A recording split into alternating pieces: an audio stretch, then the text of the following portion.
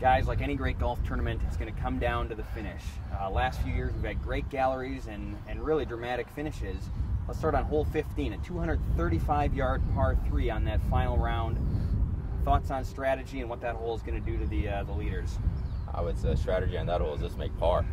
Strategy on that hole is hit the green. Hit the green and make par. You've got a large water hazard in front. You got bunkers right and left, and from 235 with kind of swirling winds in the green complex, it's no easy task. I think it's going to come down to where the hole location's at that day also. If it plays in that back left or back left position, I mean, that's a big hole from back. Just going for the middle of the green at that point, right? Front will be good also. Front will be good also. Don't go long. Moving along to 16, 567-yard par 5. Is it reachable? Is this a birdie opportunity? It has been reached, but very rarely. And you're dealing with probably the last groups will be playing into a wind, shots uphill. It probably is going to be a 3-shot hole. Yeah, I would probably agree with Dennis on that one. It will be a 3-shot hole. There will be some guys that might make it up there, but I think the biggest thing is a lot of guys won't feel the wind up by the green, when you're hitting up the hill.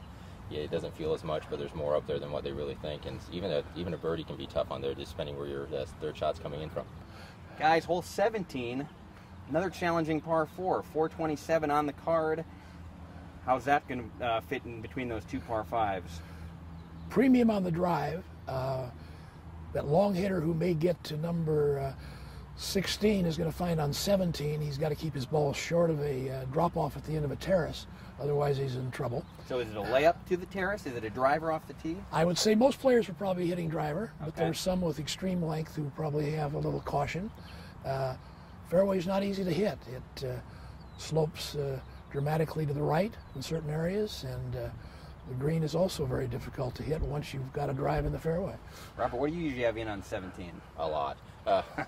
No, 17 is a great hole. We think we have 4 great finishing holes, and 17 is one of them. And finding the fairway, I think from the tee box visually, you don't really know where the fairway's at from the blacks. It kind of looks awkward to the eye, and find the fairway and get on the green. You shouldn't have much more than a 9-iron in if you're on that terrace, or 8-iron. Right.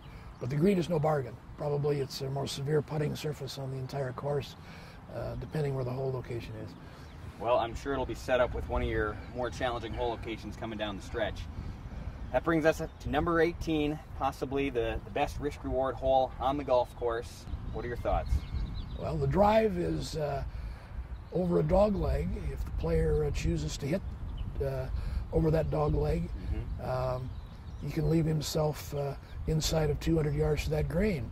However, if he hits it a little right, he's out of bounds or in the trees. He hits it a little left, he's either in a bunker or out of bounds or in a water hazard. So it's not an easy drive if you're going to challenge that dog leg. Robert, what do you view as the go zone? What yardage do you have to be to make that a smart shot? I think if you're in the hunt final groups, 220. 220 in. I mean, because anything further back than that is on a little bit of a downslope, and it pushes you to the right. So I mean, it's not the best lie to have, and visually it's not the best shot having a cutter lie to a green that slants away from you like that does with the water on the right. So I would say 220 in.